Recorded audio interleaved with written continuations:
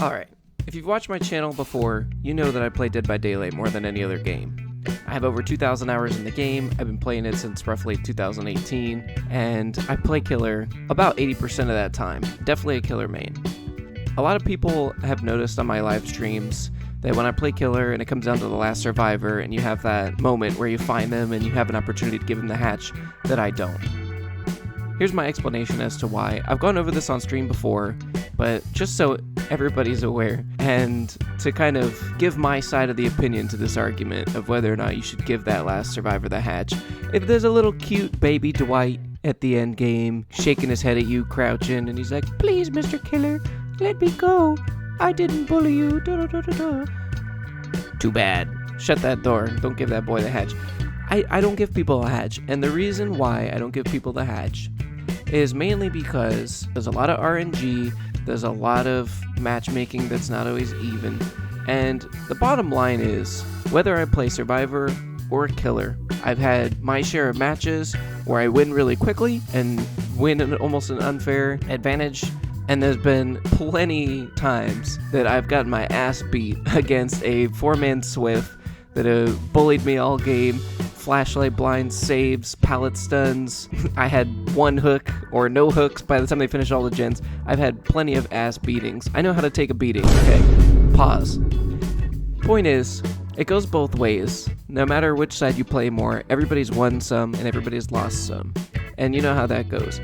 When I'm the survivor and I'm getting my ass beat, we've got 4 or 5 gens left and I'm still down and they find me before they close the hatch, I don't expect the killer to give me the hatch. I just understand that when the game is won, the game is won, and that's the end of it.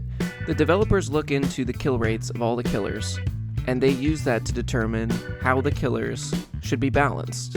Killers with higher kill rates look good to the developers. Killers with low kill rates look bad to the developers.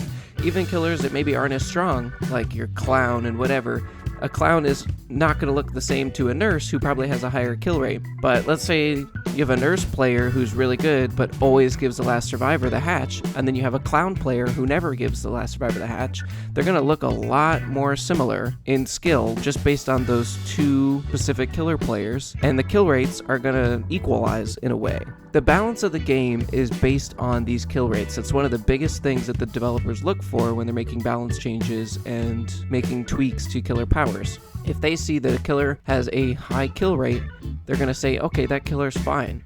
So you have a killer like Pig, who isn't the strongest in chase and is probably more towards the weaker side of the roster than somebody like Nurse or Blight, but yet have higher kill rates than some of the other weaker killers because of their helmets and their power and people getting kills by the RNG and how many boxes they have to search. And so what happens is that then the Pig has a higher kill rate than somebody who's an equivalent level of lethality in their chase power because of one aspect of their power. And so ultimately when developers are looking at this kill rate, they might say, okay, the Pig is a lot stronger than Wraith, even though the Wraith's speed boost after coming out of an uncloak and the Pig's dash ability are probably about the same distance and speed as each other in terms of their chase power. Because this Pig has this one other thing, they look at that killer overall as a whole as way stronger.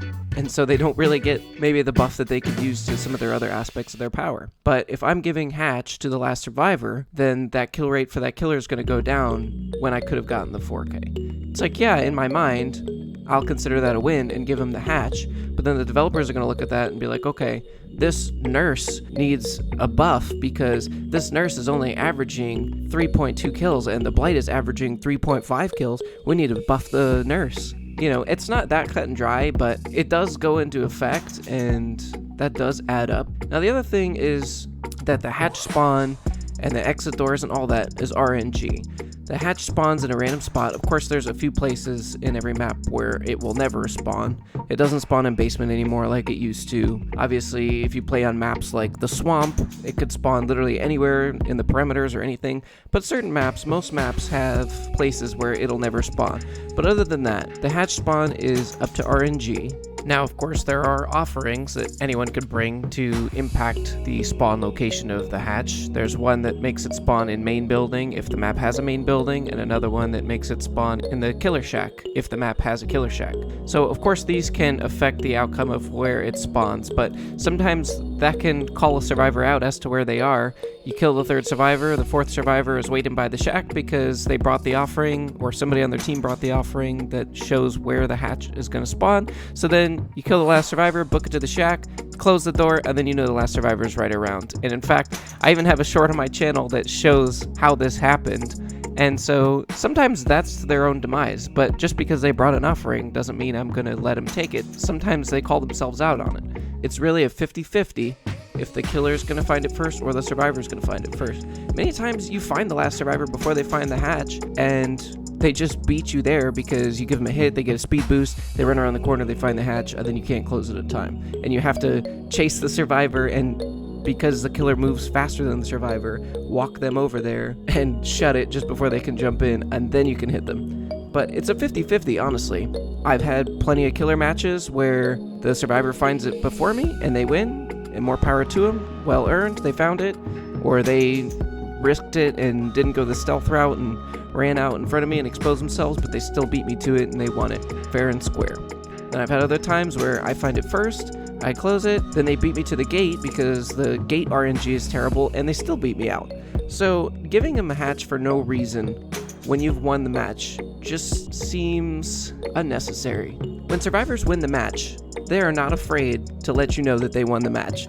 Almost every survivor, it's insatiable for them to wait for you at the gate, teabag you, or wait for you at the hatch, teabag you, laugh in your face, message you after the game and post-game, and be like, haha, noob killer, GG easy, and rub it in your face. Not all survivors, of course, but the vast majority of them, I swear, like 90%, there's an insatiable thirst to get off and beat your meat at the killer watching you leave. They cannot leave unless the killer's watching them or the endgame collapse timer forces them out, or else they die. And they make you waste your time, walk over there. You know, if you just go around the map and try to practice your curves with your Billy or your Chucky or whatever and just try and get better at the killer, they're just going to be wasting their time standing there. Or you're like, okay, come on, I lost. Let's start over. I want to get into another match. You're trying to farm your BPs. You're trying to get your shards. You're trying to do everything you can to keep farming and make the most of your time. And you got to sit there and wait the full 2 minutes of the timer for the survivor to leave, because they're going to cry and they're not going to sleep tonight if they don't watch them leave. So you got to go out, watch them leave, and that way they can feel good about themselves after, so that they can message you and be like, haha, stinky killer, you missed me. You didn't catch me in time. Ha ha ha ha ha ha ha. Anyways, point is, when survivors win, they're not afraid to let you know. And when killers win, they're expected to have mercy. And my thing is, if you're going to be a sore winner, then I'm not going to give you a free win. And you might be like, well, what about for the baby survivors? I don't play against baby survivors anymore. Anybody who has at least like probably 500 hours in the game isn't going to be going against baby survivors. Even if it's not a Swift, it could be a solo queue team. If you're at high MMR, every survivor is going to be decent. Chases are going to take longer, and matches are going to be harder to win. So if I've earned that win, and I have the 3 kills, and I find that last survivor, and I down them, I'm not giving him the hatch. Sorry, it is what it is. I earned my win. You earn your wins. I'm not going to rub it in your face. I'm not going to make you feel bad about it. I'm not going to message you after the post game, but I'm going to take my win. That is what it is. That's how I feel. Now, of course there are exceptions. I'm not just some heartless killer who's like, kill everybody, nobody can have fun but me, you're not getting out of here, da da da da da. Of course, if the survivors have a really tough situation, they have people DC on them for no reason, and they're playing with a bot that's not doing saves or not healing them or whatever, or their team is just plain being an asshole because it's a solo queue team and everybody's being selfish and nobody's rescuing each other, and they hit stage 2, first hook, and then get down again right away. I do make exceptions. But if it's a normal match and everybody is playing well, everybody did their part, I'm not going to give the last person the hatch for free. Sorry, that's just how I feel. Now, you all feel free to let me know why I'm wrong. Please give me your feedback. Let me know what you guys do when you play killer. And give me your constructive arguments on why I'm wrong, why I could do better, or why you agree with me. And you guys let me know. Thanks for listening, y'all.